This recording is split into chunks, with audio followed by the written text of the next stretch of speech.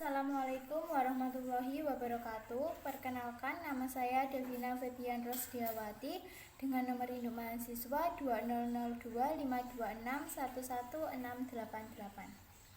Di sini saya akan menjelaskan tentang perkembangan pendidikan seni di Amerika Serikat.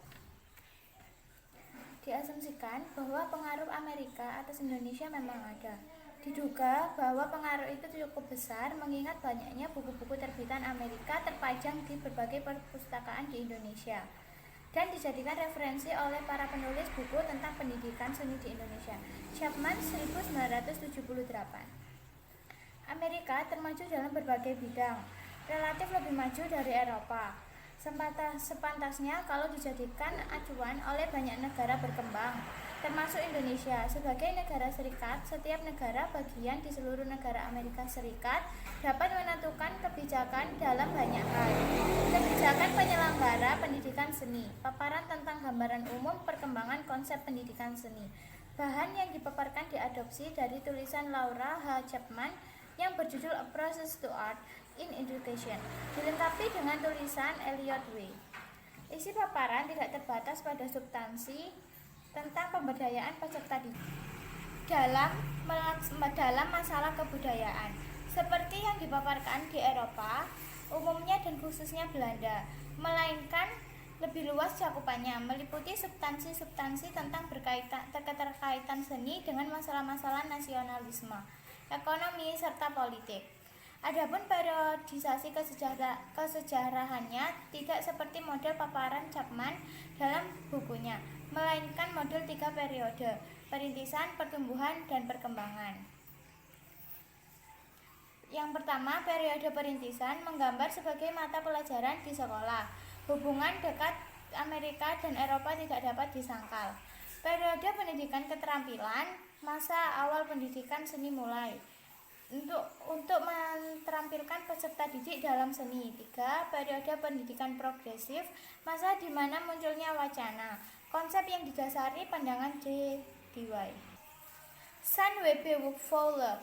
Yang pertama, seni digunakan di samping untuk mengenali kebutuhan praktis, juga untuk mempelajari bagaimana cara melukis yang berkeindahan. Seni atau menggambar digunakan sebagai sarana untuk meningkatkan keterampilan menulis, bahasa visual, serta untuk mengembangkan koordinasi mata dan tangan. Seni dilebatkan ke dalam dunia industri untuk meningkatkan kualitas barang. 4. Fungsi untuk mengembangkan kapabilitas peduli terhadap seni, terutama mengenali para seniman ternama yang karya-karya ciptaannya dipajang di galeri-galeri seni. Untuk menunjang pelatihan apresiasi diterbitkan buku yang berjudul Telaah Lukisan. Pendidikan progresif. 1920 muncul pandangan baru dalam pendidikan dengan gerakan mensosialisasikannya. Asosiasi Pendidikan Progresif memperbarui pandangan yang baru saja dianutnya. Pelajaran menggambar untuk mengejar kapabilitas terampil memvisualisasikan hasil pemikiran.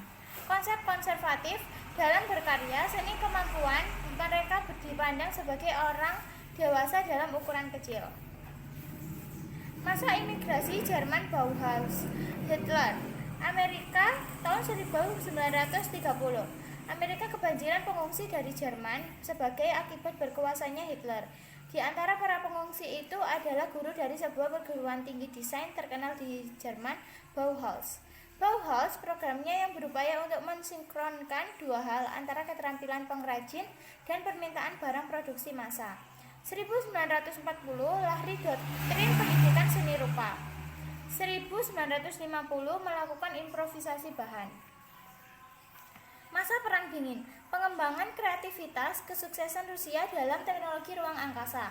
Untuk tujuan yang sama, pendidikan seni juga berbenah diri dalam kurikulum karena diyakini bahwa ada hubungan antara kreativitas artistik dengan kreativitas secara umum, terutama dalam bidang matematika dan ilmu pengetahuan. Berbagai penerbitan telah membenarkan pandangan tersebut.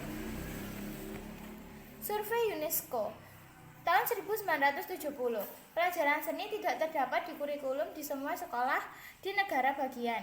Kolaborasi antar cabang seni dan bukan seni dikembangkan, sementara medium dan metode kerja yang lama tidak ditinggalkan. 1970 dari kurikulum yang ada terdapat perbedaan substansi. Para seniman dengan konsep terbukanya rame-rame melakukan percobaan memanfaatkan hasil perkembangan teknologi. Terima kasih. Itu saja yang dapat saya sampaikan. Mohon maaf apabila ada salah kata. Terima kasih. Wassalamualaikum warahmatullahi wabarakatuh. Assalamualaikum.